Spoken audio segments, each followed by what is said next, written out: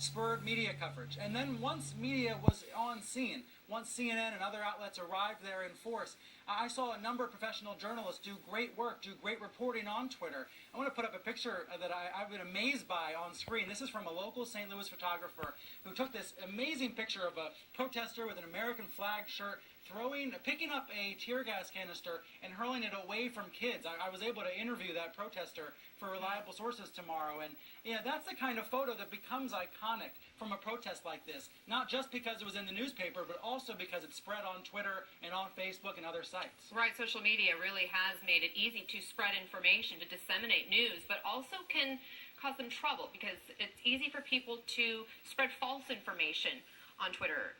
How concerned should we be about that? Well, I think it's something that becomes more of a concern every year as social media becomes more pervasive in people's lives. And that's why we need both. We need social media, but we also need traditional media. What I love about social media is that we can share our emotions and react to news in real time. We can also be alerted, for example, to turn on the TV, to go to CNN or to go to the web, to news websites and get more information about the stories and find out what is true. We definitely need both. I was just seeing incredible images out of Gaza today. There's a video you can see on Facebook that's going viral of a bomb actually striking, an Israeli bomb actually striking a building in Gaza. You see the bomb go in and you see the explosion. It's one thing for an anchor to mention that a bombing happened. It's another thing to see the bomb actually strike. And that's why we need social media. But we also need traditional media to verify the death tolls, to check the facts. And I think people are coming around to the idea that we do need both.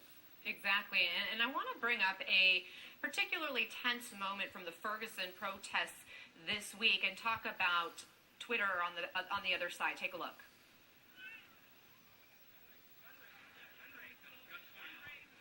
My hands are up, bro. My hands are up.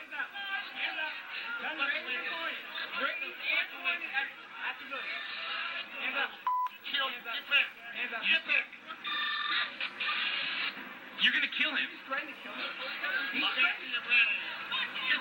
What's your name, sir?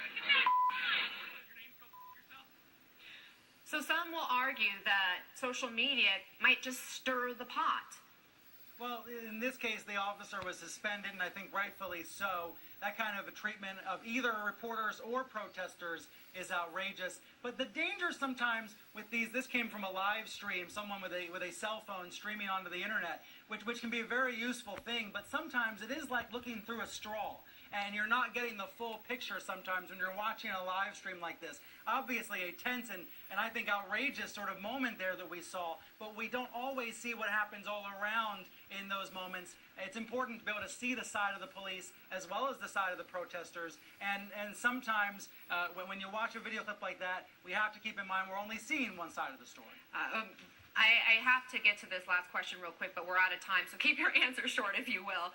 We talked about James Foley a lot already this week and how Twitter has played a pretty integral role in that story about what ISIS is doing now. In fact, removing many of the tweets that had video of the execution. So Twitter's sort of becoming the story in many ways.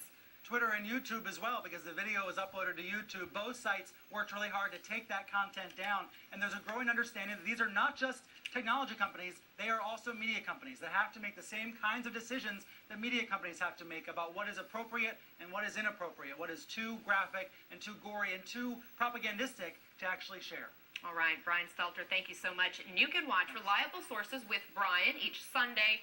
It's at 11 a.m. Eastern right here on CNN. Reporters on the ground.